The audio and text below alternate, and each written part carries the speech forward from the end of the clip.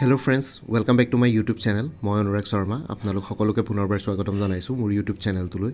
আজি মই আপোনালোকৰ সন্মুখত এটা নতুন ভিডিঅ' লৈ উপস্থিত হৈছো আৰু আজিৰ ভিডিঅ'টোত মই আপোনালোকৰ সৈতে শেয়াৰ কৰিম, ডিসকাস কৰিম Assam civil service, Assam police সাৰ্ভিসৰ স্যালাৰি ক্যালকুলেশনৰ ওপৰত।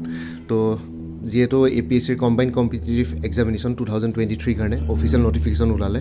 তাতে অফিচিয়েল নোটিফিকেশনত দেখিছে আপোনালোকে পেবেন পে স্কেল গ্ৰেড পে সকলোখিনি দিয়া আছে। তো তাতে আপোনালোকে যদি অফিচিয়েল নোটিফিকেশনখন চাই তেতিয়ালে দেখিব যে Assam civil service junior grade আৰু আসাম পুলিচ সাৰ্ভিস জুনিয়ৰ গ্ৰেডৰ পেবেন 4তে পৰে দুইটা, পে স্কেল 30,000 to 1,10,000 আৰু গ্ৰেড পে 13,300 দুইটা ইকুইভ্যালেন্ট কৰিলে। বাকিখিনিৰ কাৰণে অকমান কম, কিন্তু ACS আৰু APS সকলৰ পে স্কেলটো আৰু গ্ৰেড পেটো সমান কৰি দিলে, ইকুইভ্যালেন্ট কৰিলে। তো তাৰ ওপৰত ডিসকাশন কৰিম আৰু ফাৰ্স্ট অফ অল সকলোকে ভোগালী বিহুৰ শুভেচ্ছা জ্ঞাপন কৰিলো। সকলো মোৰ ভিউৱাৰ্স সাবস্ক্ৰাইবাৰ্স যিমানখিনি মোৰ লগত জড়িত হৈ আছে সকলোকে কৰিলো। অসমবাসীৰ গোটেই সকলো ৰাইজকে কৰিলো ভোগালী বিহুৰ শুভেচ্ছা জ্ঞাপন কৰিলো।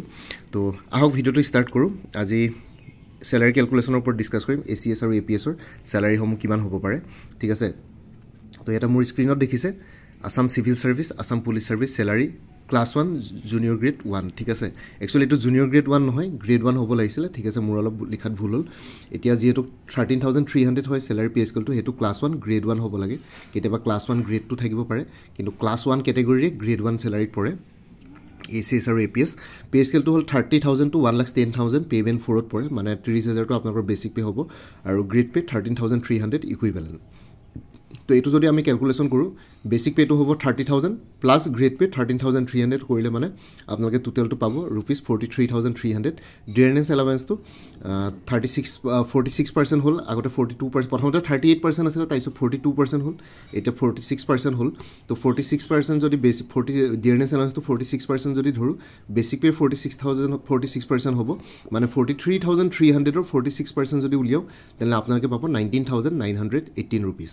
আৰু হাউস ৰেন্ট এলাউন্স আছে। House rent allowance class 1, class 2, class 3 city বিলাকত, চহৰ বিলাকত 10%, 8%, 7% থাকে বেসিক পে, ঠিক আছে। তো 10% গুৱাহাটীত, অসমৰ অকল গুৱাহাটীতে 10%, বাকি 8% থাকিব আপোনালোকৰ যোৰহাট, শিলচৰ, ঠিক আছে, ডিব্ৰুগড়, তেজপুৰ, এইবোৰত 8% থাকিব আৰু 7% থাকিব অন্যান্য সৰু জায়গাবিলাক লাইক ধুবৰী, ঠিক আছে, কাৰ্বি আংলঙৰ ডিফু, তেনেকে ধৰক গোলাঘাট, ঠিক আছে, শিৱসাগৰ। তো হেব্ৰত 7% হয় আৰু বা তেনেকুৱা সাব ডিভিজন সৰু সৰু জায়গাবিলাকত 7% হয়। 8% বেসিক্যালি ডিস্ট্ৰিক্ট হেডকোয়াৰ্টাৰ বিলাকত হ'বই, 7% বেসিক্যালি সৰু চহৰ বিলাকত হয়, ক্লাস 3 বুলি ধৰা হয় বা সি ক্যাটেগৰী চহৰসমূহ। তো এতিয়া যদি আমি হাউস ৰেন্ট এলাউন্স ক্যালকুলেশন কৰো তেতিয়াহলে 10% ধৰি লম। 10% যদি ধৰো বেসিক পেৰ ওপৰত, মানে 43,300 যদি 10% উলিয়াও তেতিয়াহলে 4,330। তো আপোনালোকে গুৱাহাটীত যদি পোস্টিং হয় তেনে হাউস ৰেন্ট এলাউন্স পাব 4,330। মেডিকেল এলাউন্স থাকে 600 পাৰ মান্থ। স্পেশাল পে থাকে এজ এপ্লিকেবল। স্পেশাল পেটো ইয়াতে যেহেতু ক্যালকুলেট কৰা নাই, ক্যালকুলেশন কৰা নাই মানে কি স্পেশাল পে মানে আপোনালোকক যদি কিবা স্পেশাল ডিউটি দিয়া হয়, লাইক ভিভিআইপি ডিউটি বা ইলেকশন ডিউটি, তেতিয়া আপোনালোকে অকমান স্পেশাল পে পায়, ঠিক আছে, এজ এপ্লিকেবল। তো এটা গ্ৰোস স্যালাৰি ক্যালকুলেশন কৰোতে প্ৰথমতে থাকিব basic pay 43,300 plus dearness allowance 19,918 plus 4,330 plus 600 medical allowance, ঠিক আছে। তো টোটাল গ্ৰোস স্যালাৰি হ'ব 68,148। তো আগৰ বাৰতকৈ এবাৰ স্যালাৰিটো বাঢ়িলে, কাৰণ এটো কাৰণে যে এটা 46% অফ বেসিক পে আৰু লগতে APS বিলাকৰ আগতে গ্ৰেড পে আছিল 12,700, এতিয়া 13,300 হ'ল। তো গ্ৰোস স্যালাৰি হ'ব 48,148 যদি গোটেইকেইটা আপোনালোকে ক্যালকুলেট কৰে, বেসিক পে, ডিয়াৰনেস এলাউন্স আৰু হাউস ৰেন্ট এলাউন্স, মেডিকেল এলাউন্স গোটেইকেইটা যদি যোগ কৰে, প্লাস কৰে, তেতিয়াহলে হ'ব আপোনালোকৰ 68,148 গ্ৰোস পে। আৰু এটা ডিডাকশনলৈ আহিছোঁ। নেশ্যনেল পেনশন সিস্টেমত আপোনালোকৰ প্ৰত্যেক মাহে 10% of basic pay plus dearness allowance কাটা হয়, ঠিক আছে। Basic pay plus dearness allowance কিমান পাইছিলোঁ, 30,000 প্লাস 43,300 প্লাস 19,119 কৰিলে মানে 63,218 হয়। তো 63,218 ৰ পৰা 10% ডিডাক্ট কৰিব, ঠিক আছে। ডিডাক্ট কৰিলে মানে 10% অফ 63,218 হ'ব 6,322 এপ্ৰক্স আপোনালোকক ডিডাক্ট কৰে। 6,321.8 হয়, কিন্তু 6,322 ধৰিছোঁ এপ্ৰক্স। গ্ৰুপ ইঞ্চুৰেঞ্চ স্কিমৰ কাৰণে 400 रुपीस এটা ডিডাক্ট কৰা হয় প্ৰত্যেক মাহে আপোনালোকৰ স্যালাৰি পৰা। প্ৰফেশনাল ট্যাক্স এটা ডিডাক্ট কৰা হয় 208 টকা। তো টোটাল ডিডাকশন হ'ব 6,322, মানে নেশ্যনেল পেনশন NPS ৰ ডিডাক্ট কৰা হ'ব, প্লাস 400 প্লাস 208 रुपीस। তো কিমান হ'ব টোটাল, গ্ৰীণ কালাৰলৈ লিখা আছে 6,930।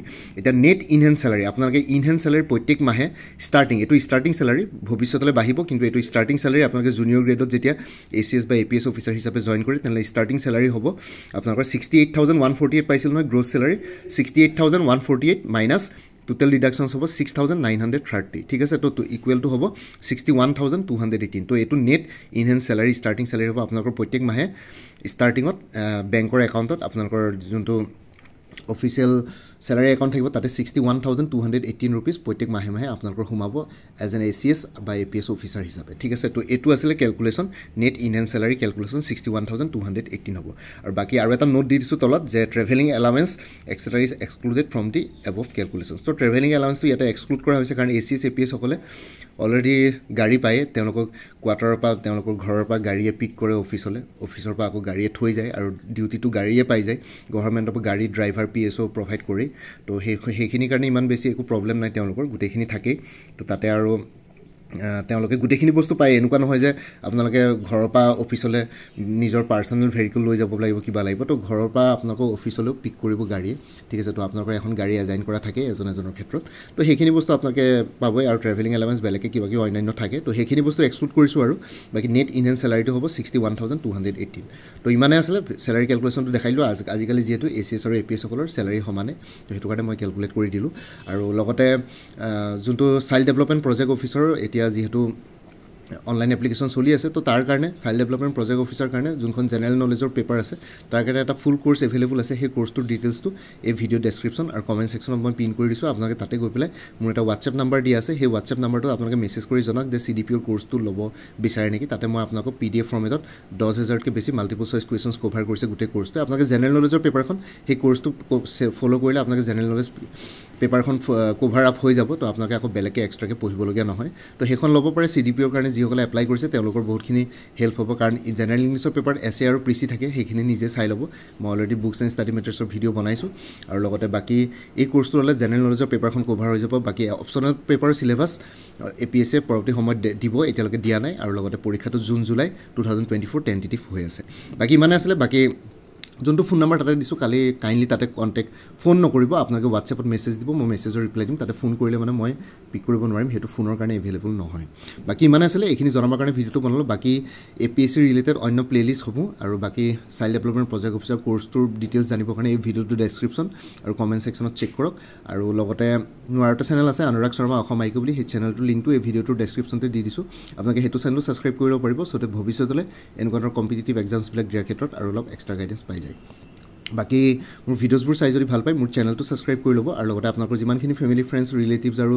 চিনাকি এক্সপিৰিয়েঞ্চ আছে তেওঁলোকৰ লগত মোৰ চেনেলটো শ্বেয়াৰ কৰিব লগতে কমেণ্ট ছেকশ্যনত জনাব কিবা যদি কুৱেশ্যন থাকে ডাউট থাকে মই নিশ্চয় আপোনালোকৰ কুৱেশ্যনছ আৰু ডাউটছবিলাকৰ ৰিপ্লাই দিবলৈ চেষ্টা কৰিম বাকী আজিৰ ভিডিঅ'টো ইমানতে সমাপ্ত কৰি আপোনালোক সকলোৰে পৰা বিদায় ল'লোঁ কাইলৈ পুনৰ এটা নতুন ভিডিঅ' লৈ আপোনালোকৰ সন্মুখত উপস্থিত হ'ম তেতিয়ালৈকে ভালকৈ প্ৰিপেৰেশ্যন কৰি থাকক সকলোৱে অল দি বেষ্ট থাকিলে bye and take care friends Bharat Mata কি জয় জয় আই অসম